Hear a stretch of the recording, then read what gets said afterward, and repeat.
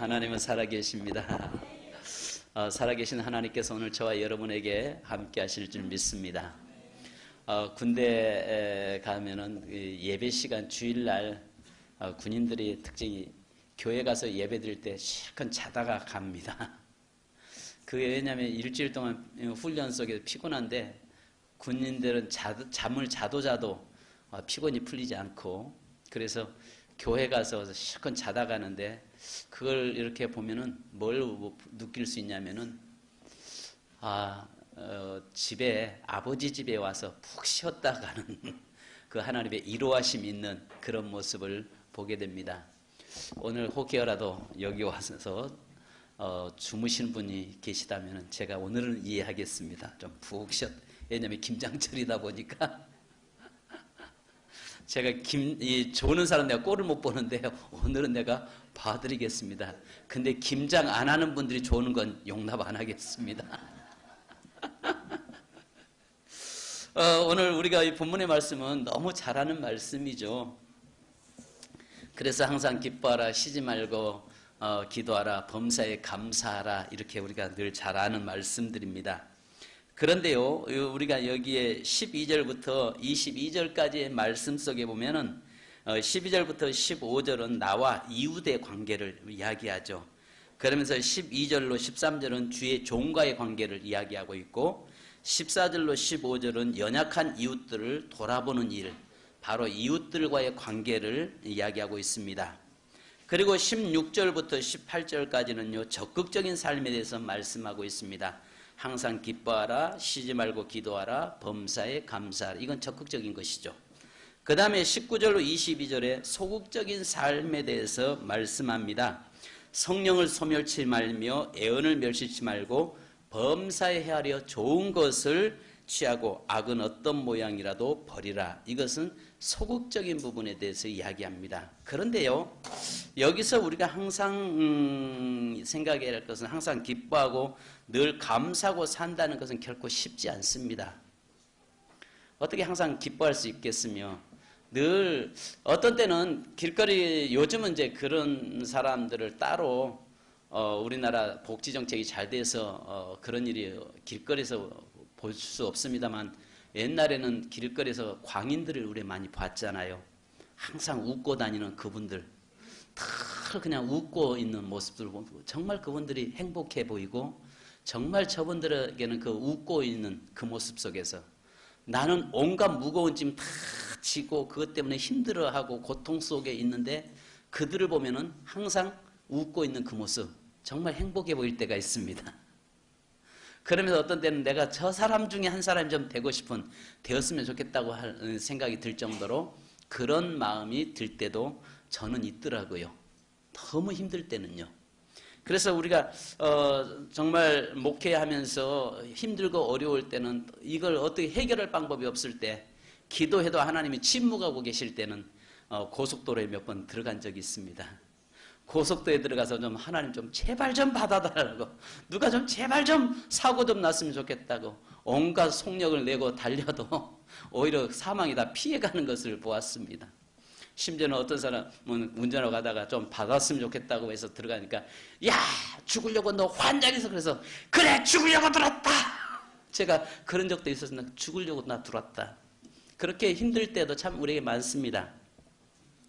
그런데 오늘 성경에 말씀한 대로 항상 기뻐하라, 범사에 감사하라, 이 말씀 앞에서 어떤 때는 우리가 어떻게 기뻐할 수 있으며 어떻게 내 삶에서 감사할 수 있겠는가, 이런 생각이 들 때가 있습니다.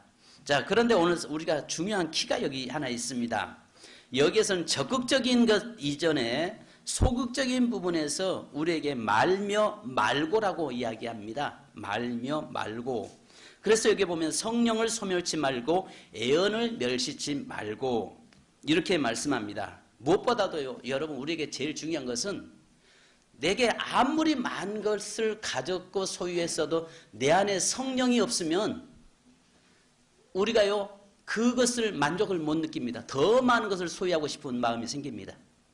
반면에 내가 아무리 많은 것을 가졌어도 하나님의 말씀이 내 안에, 그 말씀에 내가 사로잡히지 못하면 그 말씀 속에 내가 거하지 못하기 때문에 내게 진정한 만족감을 주지 못합니다.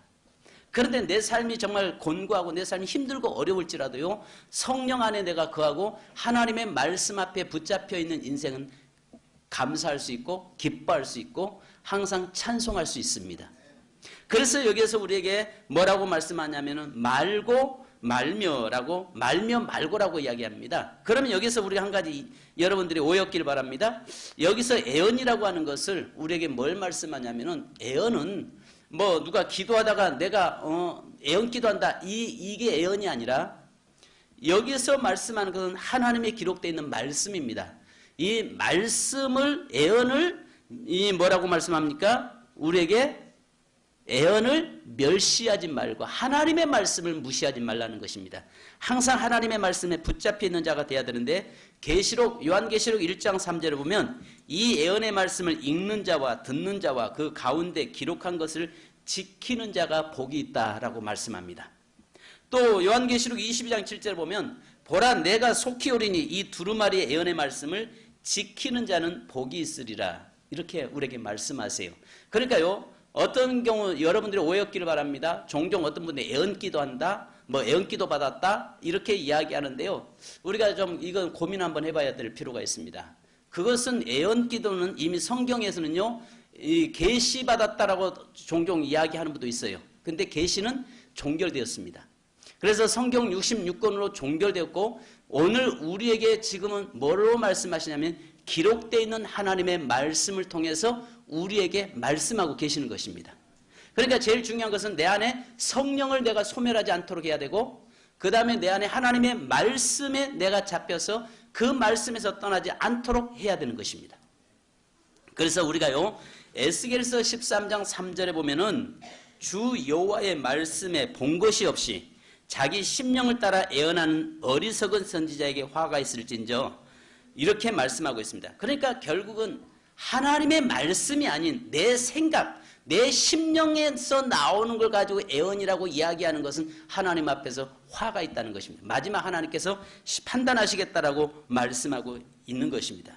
그래서 여러분들이 기억해야 할 것은, 어떤 애언 기도하는데 따라다니고 어디가 잘 본다, 요즘 이야기하면 이 뭐랄까, 우리나라가 옛날부터 샤머니즘적인 것들이 있어서 그런 쪽에 많은 우리 그리스도인들이 가서 들으려고 합니다. 그러나 먼저 여러분들이 하나님의 말씀 안에 온전히 세워져 있기를 주님의 이름으로 축원합니다. 그러니까 제일 중요한 것은 성령을 소멸하지 않는 것과 말씀 안에 온전하게 붙잡혀 있을 때만이 내가 어떤 환경에서도 기뻐할 수 있고 어떤 환경에서도 감사할 수 있는 것입니다. 그래서 여기서 적극적인 말씀 속에서 이렇게 항상 기뻐하라, 쉬지 말고 기도하라, 범사에 감사하라, 이는 그리스도 예수 안에 너희를 향하신 하나님의 뜻이니라 말씀하시고, 그 다음에 성령을 소멸하지 말고 애언을 멸시치 말고라고 이야기하고 있어요. 그러니까 말며 말고라고 우리에게 말씀하고 있다는 것입니다. 그렇다면 사랑하는 여러분, 오늘 저와 여러분에게 성령과 말씀 속에서 내가 온전히 거할 때에 늘 어떤 환경이든지 이길 수 있는 능력이 우리에게 주어지게 되어 있습니다. 자, 그렇다면 우리에게 첫 번째 우리가 해야 될 이런 환경에서 무엇보다도 은혜를 거부하지 않기를 바랍니다. 하나님의 은혜를 거부하지 않기를 주님의 이름으로 축원합니다. 선교사 자녀 수련회인 MK 수련회가 1년에 한 차례씩 있습니다. 그 수련회는 전 세계의 선교사 자녀들이 와서 그 수련회에 참석을 하죠. 근데 중국에 아신 것처럼 김상현 선교사님 아들이 태영이가 이제 선교 수련회 참석하기 위해서 왔습니다. 그래서 그 선교사님이 저한테, 목사님 좀 이 아이를 거기까지 좀 태워다 주면 좋겠습니다 해서 제가 그 아이를 태워다 주게 됐어요. 가는데 얘가 굉장히 얼굴이 밝지를 않습니다. 굉장히 꼭 그 도살자 사지에 끌려가는 짐승처럼 안 가려고 하는 겁니다. 그러면서 거기 가서 은혜 받고 너 정말 하나님 만나라. 이번 성령에 충만했으면 좋겠다. 네가 하나님 만나서 새로운 비전의 사람이 되었으면 좋겠다. 그러니까 계속 거기에 대꾸를 안 하고 엉뚱한 이야기를 하는 겁니다. 나중에 알고 보니까 이겁니다.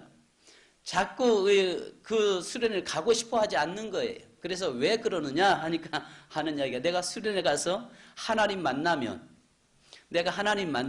뭘 하기를 원하냐면 자기도 아버지처럼 선교사로 훈련 헌신할까 봐서 그러니까 하나님 만나기를 싫어하는 겁니다.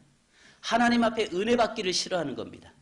왜냐하면 은혜 받고 나면은 그것을 그렇게 가야 된다는 것을 본인은 잘 알고 있습니다. 자기가 하나님을 만나면은 그 부모가 가는 그 길을 자기도 가야 된다는 것을 알고 있기 때문에 그것을 자꾸 거부하는 것입니다. 그래서 나중에 그걸 알고 나서 굉장히 제가 웃었습니다만 나중에 근데 그 아이가 가서 은혜 받고 그곳에서 헌신을 다짐하고 지금 미국에서 지금 공부를 하고 있는데 앞으로 그 아이가 선교사로 또 갈 것 같습니다. 여러분 오늘 우리들이 때로는 잘 압니다. 은혜 받으면 뭘 해야 된다는 것을 우린 잘 알아요. 그죠? 교회에서 심지어는요. 우리 어렸을 때 되면 시골에서 부흥회 하면 멀리 있어도 은혜 받으려고 쫓아가고 심지어는 하늘산 기도원이나 기타 기도원들 가면 그 자리 안 뺏기려고 제일 앞자리에 앉아서 그 자리 뺏길까 봐서 화장실 가는 것도 참아가면서 은혜를 사모하고 은혜를 받았습니다. 그런데 요즘은요. 어떤 시대가 됐냐면 은혜를 거부하는 시대가 되어 있죠. 심지어는 본교회 부흥회를 해도 사람들이 오질 않습니다. 왜 부흥회를 해도 오지 않느냐? 그것은 어쩌면 보면은 그 부흥회를 통해서 은혜 받으면 자기가 어떻게 살아야 된다는 것을 잘 알기 때문에 은혜를 거부합니다. 심지어는 뭐랄까 어떤 기도회 자리에도 참석하지 않습니다. 아는 이유는 내가 기도에 참석했다가 은혜 받으면 내가 헌신해야 된다고 하는 그런 부담감을 가지고 있기 때문에 그렇습니다. 또 그 참석하지 않는 이유들 은혜를 사모하지 않고 거부하는 이유는 은혜 없이도 살 수 있다고 생각하는 시대가 되어 있기 때문에 그렇습니다. 우리가 과거에는 우리나라 기독교가 들어왔을 때 정말 힘들고 어려운 시대에 신앙생활을 했잖아요. 그리고 또 우리 부모님들 세대 속에서는 정말 아침에 먹을 끈이가 없어서 그 정말 어떻게 할 수가 없어서 새벽에 가서 엉엉 울다가 하나님 앞에 통곡하다 돌아오는 일들이 이렇게 많았다고요. 그러나 지금은 너무 풍성하다 보니까 하나님 없이도 사는 시대라고 착각하고 있는 것을 우리는 보게 되죠. 그래서 은혜 없이도 살려고 하는 어리석음이 저와 여러분에게 없기를 바랍니다. 할렐루야. 제일 중요한 것은 우리는 은혜 없이는 살 수 없는 존재들이에요. 늘 하나님의 은혜를 간구하고 하나님의 은혜를 구하고 하나님의 은혜를 늘 사모하면서 사는 자가 되어야 될 줄로 믿습니다. 그래서 부흥회를 참석하지 않는 이유를 가만히 보면요. 이번 부흥회 때 무슨 말할 것을 뻔히 알고 뭘 헌신시킬 것 뻔히 알기 때문에 아예 그것을 피하려고 하는 경우가 많습니다. 여러분, 저와 여러분의 삶에서 은혜를 거부하지 않기를 바랍니다. 하나님이 주신 은혜를 무엇보다도 사모함이 있어야 되고 그 은혜를 내 것으로 삼으려고 하는 그래서 그 은혜 가운데 성령이 충만하고 하나님의 말씀 앞에 온전히 붙잡혀서 살 때 세상을 이길 수 있고 세상에서 기뻐하는 삶을 살 수가 있는 것이죠. 우리가 심지어는 예수님의 모습을 볼 수 있는데요. 누가복음 2장 40절에 보면은 아기가 자라며 강화해지고 지혜가 충만하며 하나님의 은혜가 그 이에 있더라. 바로 예수 그리스도 하나님 아니십니까? 근데 하나님이심에도 불구하고 그분은 늘 은혜 안에 거했고 은혜 속에서 사역을 감당했던 것을 봅니다. 요한복음 1장 14절에 말씀이 육신이 되어 우리 가운데 거하심에 우리가 그의 영광을 보니 아버지의 독생자의 영광이요 은혜와 진리가 충만하더라 라고 말씀합니다. 은혜와 진리가 충만하다 이 말이 뭐겠습니까? 성령과 말씀이 충만했다 그 말입니다. 성도 여러분, 은혜가 충만했다 이 말은 뭐냐면 우리에게 성령의 안에 거하고 성령에 사로잡혔고 하나님의 말씀 안에 사로잡혀서 그 사명을 감당하신 분이셨다라고 말씀합니다. 성도 여러분, 제일 중요한 것은 오늘 저와 여러분의 삶에서 은혜와 진리가 충만하기를 주님의 이름으로 축원합니다. 항상 성령을 거부하지 마십시오. 성령을 소멸하지 않길 바랍니다. 그래서 성령은요, 우리가 그러지 않습니까? 한번 나무가 불에 타던 나무가 꺼졌다가 그 나무를 다시 불 붙이려고 할 때는요, 굉장히 힘들어요. 그것처럼 내가 과거 은혜로 살지 않기를 바랍니다. 우리가요, 과거에 내가 언제 기도하다가 응답받았고, 내가 과거에 기도하다가 내가 어떤 은혜를 받았고, 내가 기도하다가 어떤 하나님 앞에 은사를 받았고, 내가 기도하다가 어떤 능력을 내가 받았고, 어떤 경험을 했고, 어떤 체험, 그것은 과거의 것에 불과합니다. 현주소가 제일 중요하다는 것입니다. 그래서 어떤데요? 여러분 종종 만나다 보면 과거에는 이렇고 저렇고 이야기를 참 많이 하세요. 그런데 지금은 어떤데요? 중요한 것은 지금 내 삶이 어떠냐가 제일 중요한 거죠. 지금 내 삶의 현주소가 어디에 서 있느냐가 중요한 것입니다. 그래서 내 안에 정말 성령과 진리의 말씀 안에 내가 서 있는가, 내가 성령과 말씀으로 충만해 있는가, 이게 굉장히 중요합니다. 할렐루야. 찬이 너는 김장 안 했잖아. 일어서. 김장한 사람은 내가 이해한다고 했잖아요. 자, 중요한 것은요, 과거가 중요하지 않다는 것입니다. 물론 과거도 중요하겠죠. 그러나 그 과거에 받은 은혜가 계속 지속적으로 계속 가야 되겠죠. 주님 오실 때까지 계속 우리가 그 은혜 속에 살아야죠. 그런데 중요한 것은 과거가 중요한 거야 한 것이 아니라 현재 내 상황이 지금 어떠냐는 것입니다. 여러분 지금 성령 충만하십니까? 왜 대답 안 하세요? 성령 충만하세요? 옆 사람 얼굴 한번 보십시다. 한번 얼굴 한번 보세요. 기쁨 있는가? 성령의 사람인가 한번 얼굴 한번 보실래요? 아예 제가 지금 여러분들 볼 때 여기 빛 받으러 와서 앉아있는 사람 같아요. 빛 받으러 와서 앉아있는 사람 같아요. 그게 아니라 정말 하나님의 은혜가 있는 사람은 어떤 환경에서도 얼굴에 빛이 나게 되어 있습니다. 성령이 빛이신 성령이 그 안에 거하시면은 그 안에 거하는 사람은 얼굴로 나타나게 되어 있습니다. 제가 굉장히 요즘 기도하고 있는 게 혼자 씨름하고 있는 것이 있습니다. 어느 날부터인가 내게 어느 날 우리 한 권사님이 저에게 이야기를 하세요. 목사님, 과거의 목사님 모습이 아니세요. 그래서 왜요? 하니까 목사님 과거의 그 모습이 아닙니다. 이야기하는 걸 들어보면서 제가 나름대로 언제부터요? 하니까 이 권사님이 하는 이야기 저한테 그 이야기 하더라고요. 목사님 에라미가 떠나고 난 다음부터요. 그래서 아마 그럴 겁니다. 아마 그럴 겁니다. 그래서 지금 이제 그것을 다시 기쁨을 회복시키려고 굉장히 몸부림치고 있습니다. 그러면서 그것을 보니까 내가 기쁨을 다시 회복되는 것은 하나님 앞에 무릎 꿇는 것밖에 없고 하나님 앞에 엎드림밖에 없다라는 것을 제가 요즘 느끼고 깨닫고 또 있습니다. 여러분 오늘 우리의 삶에도 마찬가지로 내가 성령이 내 안에 거하는 사람은요 항상 어떤 환경에서 얼굴에 빛이 나게 돼 있어요. 할렐루야. 늘 성령 안에 거할 때에 내 삶에 감사가 넘친다니까요. 비록 내 환경에 어려움 당해도 내 삶에 말할 수 없는 고통이 내게 와도 성령 안에 거하는 사람은요 그것을 감당할 수 있는 능력이 주어지는 겁니다. 우리가 기도할 때 그것을 피하게 해달라고 기도하는 것이 아니라 우리의 기도, 진정한 기도는 그것을 감당할 수 있는 능력을 달라고 우리가 기도하는 것입니다. 할렐루야. 처음에는 대부분 그렇잖아요. 하나님 이걸 피하게 좀 해주십시오. 하나님 내게서 이거 좀 떠나게 해주십시오. 기도하다가 나중에 기도하는 가운데 성령에 충만해지니까 하나님 감당할 수 있는 능력을 내게 주시옵소서. 이렇게 기도하게 되어 있습니다.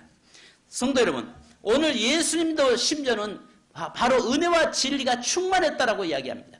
우리의 삶에 성령을 소멸하지 마라. 그 다음에 하나님의 애언을 멸시치 말라. 하나님의 말씀을 여러분 놓치지 않기를 바랍니다. 그렇다면 두 가지밖에 없어요. 그것은 하나님 앞에서 늘 엎드리고 기도하며 성령을 사모하고 성령의 나를 다스리고 지배할 수 있도록 그분 앞에 내 자리를 내어드리는 것이고, 두 번째는 하나님의 말씀을 날마다 묵상하고 그 말씀을 묵상하고 읊조리는 겁니다. 읊조리는 거. 그래서 하나님의 말씀을 내 마음판에 새기고 늘 읊조리면서 살아갈 때에 그 말씀 안에서 떠나지 않으려고 몸부림칠 때에 나는 어떤 환경에서도 기뻐할 수 있게 되는 것입니다. 그래서 우리가 잘 아시는 것처럼 마리아가, 우리가 처녀 마리아로 그러니까 예수 그리스도를 탄생할 때 처녀가 잉태했다고 할 때에 뭐라고 이야기하냐면 누가복음 1장 30절에 보면요, 천사가 이르되 마리아여 무서워하지 말라. 내가 하나님께 은혜를 입었느니라. 여러분, 처녀가 애 낳으면 그 당시에는 돌에 맞아 죽습니다. 그리고 그 가족들은 그 동네에 살 수가 없습니다. 그리고 왜냐하면 그 아버지가 그 명예가 훼손되어서 그 딸들을 돌로 쳐서 죽여야 되는 것이 그 당시의 법이었다고요. 감당할 수 없는 겁니다. 그런데 성경이 뭐라고 말씀하냐면 마리아여 네가 하나님의 은혜를 입었다라고 이야기합니다. 그 은혜를 입으니까 도저히 감당할 수 없었던 그 처녀의 몸으로 메시아를 품에 안을 수 있었고 처녀로서 아이를 낳아서 키울 수 있는 능력이 그에게 주어졌던 것입니다. 중요한 것은 오늘 우리의 삶의 인생의 삶에서 하나님의 은혜가 내 안에 있어야 된다니까요. 은혜를 거부해서는 안 되는 것입니다. 은혜를 날마다 사모하는 자가 되어야 될 줄 믿습니다. 창세기 6장 8절에 보면 노아는 여호와께 은혜를 입었다라고 이야기합니다. 그 시대 타락돼 가고 있는 시대잖아요. 바로 그 시대 모든 사람이 다 타락돼 가고 있을 때에 유일하게 하나님의 은혜를 사모하고 은혜에 붙잡혔고 하나님의 은혜에 덧입혀 살았던 사람이 노아였잖아요. 그랬을 때 하나님께서는 노아에게 은혜를 덧입혀 줌으로 말미암아서 그가 120년 동안 방주를 짓는 일을 놓치지 않았고 그 방주 속에 들어감으로 그의 가정이 구원받는 역사가 일어난 것입니다.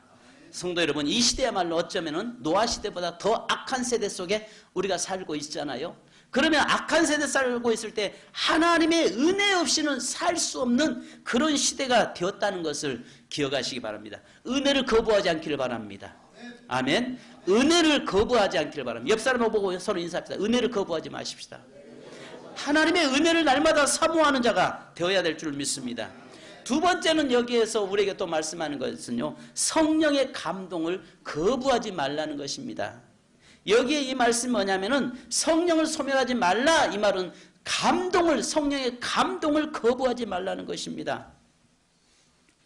여러분, 우리가 이런 말이 있잖아요. 첫 번째 생각은 하나님이 주신 생각, 두 번째 생각은 내 생각, 세 번째 생각은 사단이 주는 생각이다라고 이야기합니다. 이 말이 뭐겠어요? 내게 처음에 어떤 마음의 감동이 왔을 때는 그대로 여러분 순종하십시오. 감동이 왔을 때는 그대로 행동하십시오. 근데 그 시간 감동을 놓쳐지면요, 다 뭐랄까, 예를 들어 야 기도해라 하면은 뭐라고 해야 됩니까? 아멘 하고 나와야 되는데 날씨 추우니까요, 좀 이따 가면 안 될까요? 좀 이따가 조금 몸 좀 따뜻해지면 나갈게요. 그 두 번째는 내 생각이죠. 근데 이거 꼭 오늘만이냐, 내일부터 시작하지. 세 번째 생각은요, 사단이 주는 생각이다 라고 이야기합니다. 요즘 제가 자면서 저희 아내가 옆에서 자꾸 일어나가지고 밖에 나갔다 불 켜고 막 하는 통에 아주 어떤 때는 막 신경질 이만큼 날려고 하는데도 꾹 참고 있습니다. 요즘 어젯밤에도 계속 잠 안 온다고 나갔다가 들어왔다가 나갔다, 거실에 나갔다가 다시 들어왔다가 막 계속 그러는 거예요. 교회 가서 기도해. 하나님 지금 기도하라는 사인 지금 내리고 있지 않아. 그러면 가서 교회 가서 엎드려. 내일부터 해야지. 그 결국은 사단이 싹 틈탔죠. 첫 번째는 그 잠을 이루게 하지 않는 이유는 뭐겠어요? 하나님께서 분명히 기도시키기 위해서 지금 밤에 잠을 오지 않게 만들었겠죠. 그러면 뭐 해야 돼요? 바로 제단으로 나와서 엎드려야죠. 그런데 내일부터 해야지요. 들어놓아버리면 그건 사단의 생각이라는 것입니다. 우리가 교회에서 봉사도 마찬가지고 헌신도 마찬가지고 하나님 앞에 여러 가지 다 그렇습니다. 첫 번째는요, 성령께서 주신 생각이라는 사실입니다. 그죠?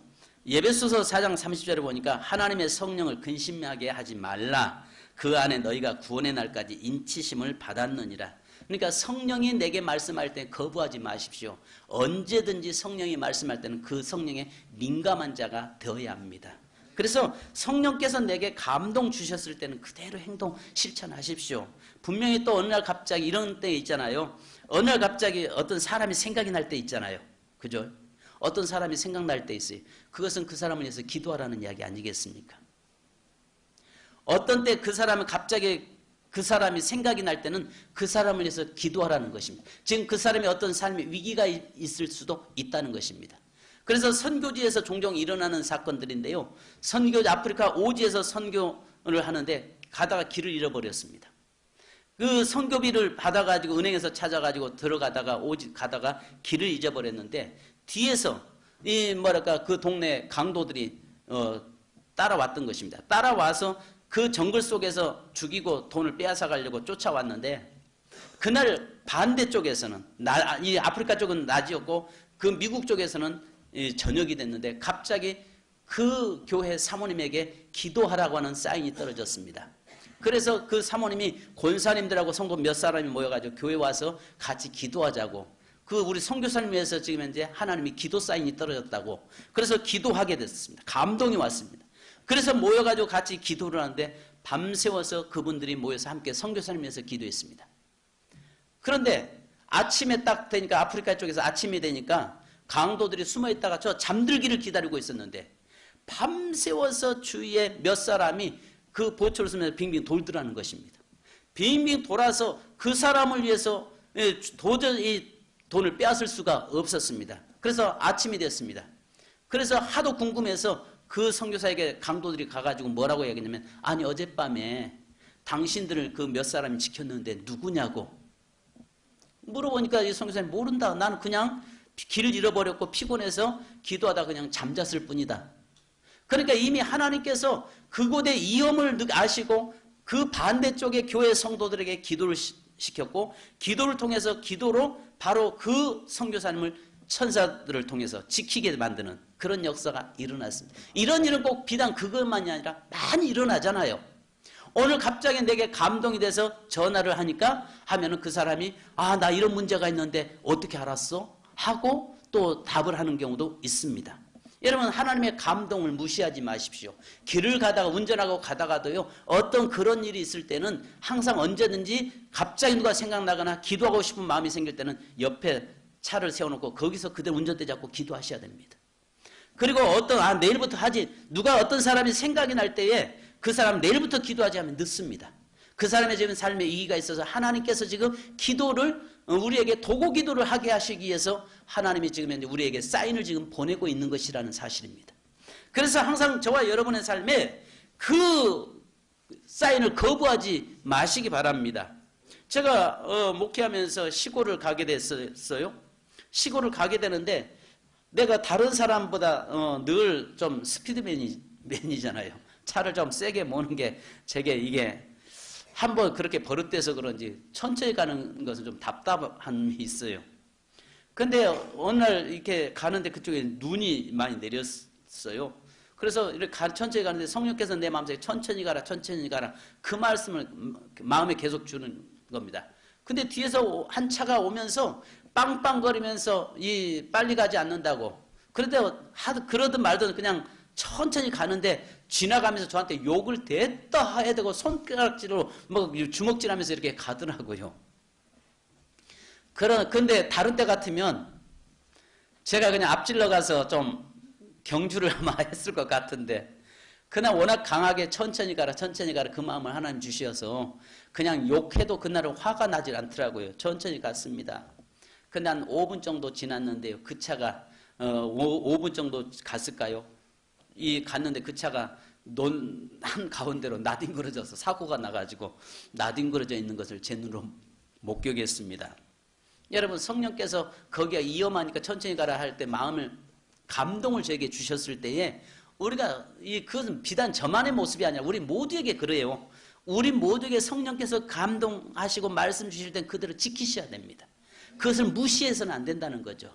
항상 어떤 말씀을 하든지 내게 어떤 감동을 주시든지 간에 그것을 성령이 내게 주신 음성으로 알고 그것을 지켜 행하는 자가 되기를 바라겠습니다. 성령께서는 결국 제지라는 말을 하지 않으세요. 그러나 항상 성령의 감동에 여러분 거부하지 않기를 바라겠습니다. 마지막 세 번째는 우리에게 부르심을 거부하지 마십시오. 여기에서 이사야서 6장에 보면은 이사야를 하나님 부르실 때 누가 우리를 위하여 갈 거라고 말씀할 때 이사야가 바로 거부하지 않고 그 뜻에 온전히 순종해 나가는 것을 보게 됩니다. 로마서 1장 6절에 보면 너희도 그들 중에서 예수 그리스도의 것으로 부르심을 받은 것인 자니라 말씀합니다. 또 데살로니가전 4장 7절에도 하나님이 우리를 부르심은 부정하게 하심이 아니요 거룩하게 하심이니라고 말씀합니다. 하나님이 부르실 때에 여러분들은 거부하지 마시기 바랍니다. 항상 하나님의 사명자로 부르시거나, 오늘 우리는 사명 아닌 사람 하나도 없잖아요. 모두가 다 사명자잖아요. 그죠? 목회자만 사명자 아니잖아요. 우리 모두 다 하나님으로부터 사명을 부여받은 자들입니다. 믿습니까? 믿습니까? 그잖아요. 하나님으로부터 저와 여러분이 사명을 부여받은 자들이라고요. 부르심을 받은 자라고요. 그렇다면 그 부르심을요, 우리가 거부하지 말아야 되는데, 고린도전서 7장 24절에 보면 형제들아 너희는 각각 부르심을 받은 그대로 하나님과 함께 거하라. 내가 쓰임받고 있음을 여러분 감사해야 됩니다. 오늘 항상 하나님이 나를 불렀고 지금도 나를 쓰고 계심을 우리는 감사해야 한다는 것입니다.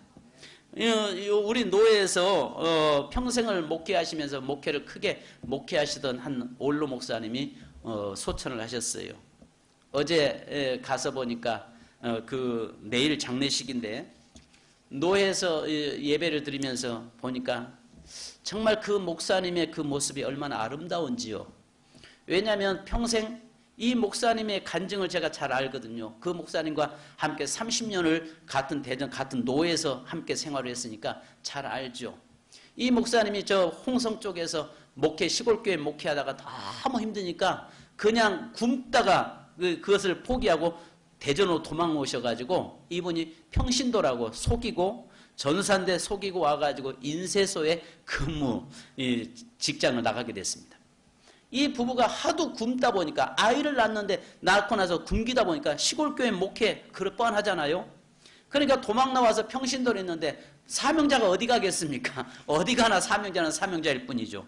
그래서 평신도로 집사라고 해서 이 대동교회에 등록을 해서 섬기다가 결국은 거기서 또 하나님 앞에 붙잡혀서 여기 파남동 이 넓은 포도밭 한가운데다가 하나님이 교회를 개척하게 해서 그곳에 개척 초창기 때는 굶으면서 그렇게 사역을 했는데 평생을 하나님의 손에 붙잡혀서 쓰임받다가 하나님 앞에 간 목사님의 그 장례식을 가서 제가 대표 기도를 하면서 느낀 게 한 달 전에 사모님이 돌아가셨고 그 딱 한 달 만에 또 목사님이 돌아가셨어요. 부부 금슬이 참 좋았던가 봐요.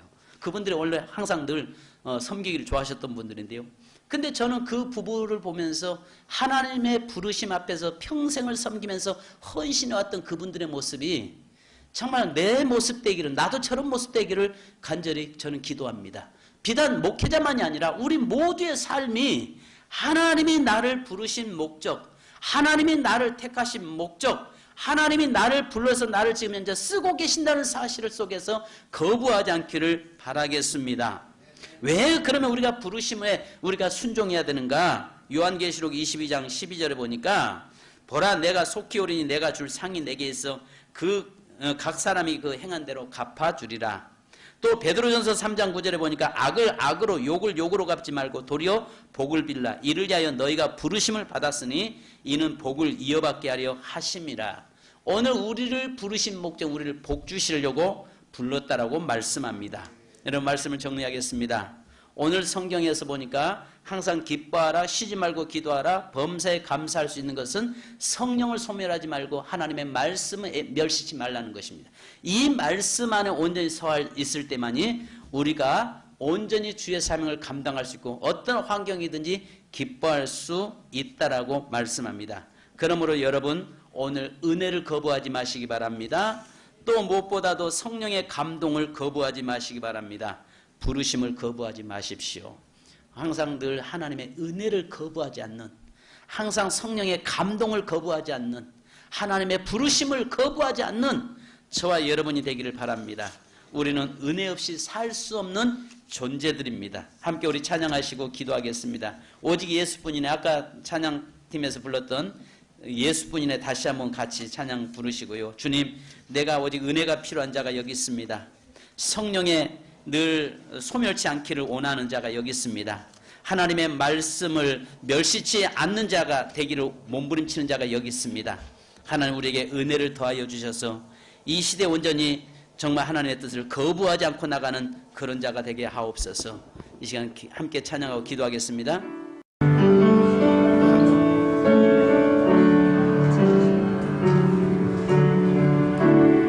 은혜한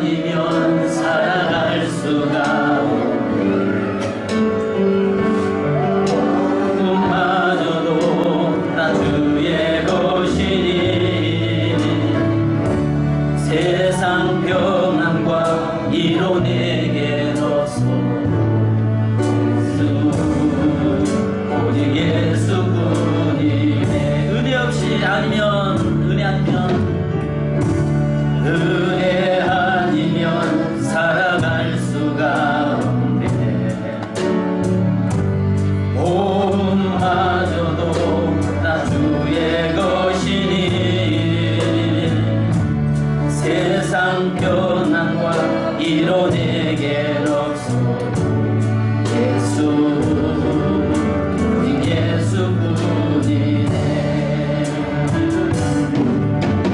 그 실패에 난 볼 수도 없고 작은 고난에 지쳐도 주께 묶인 나의 모든 삶 이게 하시네. 은혜 아니면 살아갈 수가 없네. 나의 모든 것 다 주께 맡기니 참된 평안과 이로 내게 주신 예수 오직 예수뿐이 그 신께 가볼 수 없고 그 실패에 나 볼 수도 없고 작은 고난에 지쳐도 주께 묶인 나의 모든 삶 버티고 견디게 하시네. 은혜 아니면 살아갈 수가 없네. 나의 모든 것 다 주께 맡기니 참된 평안과 이로 내게 주신 예수 오늘뿐이 하늘 부탁합니다. 여러분, 은혜 아니면 살아갈 수 없는 우리 존재들입니다. 하나님, 저와 여러분은 은혜 안에서 살아야 될 존재들입니다. 그래서 성령을 소멸하지 말고 예언을 멸시하지 말라라고 우리에게 말씀합니다. 그렇게 성령이 내게서 소멸되고 하나님의 말씀을 놓치는 순간 내게는 기쁨을 잃어버리게 되어 있습니다. 감사를 놓치게 되어 있습니다. 기도하진 무릎을 꿇지 않게 됩니다. 이 시간 주님, 내가 은혜를 거부하지 않게 하시고 성령의 감동을 거부하지 않게 하옵소서. 하나님의 부르심을 거부하지 않는 자에게 하옵소서. 이 시간 내게 성령을 소멸하지 않도록 성령을 거두지 마시옵소서. 오직 내게 주의 말씀을 놓치지 않게 도와주시옵소서. 이 시간 우리 합심을 한번 주여 한번 부르고 기도하십시다. 주여!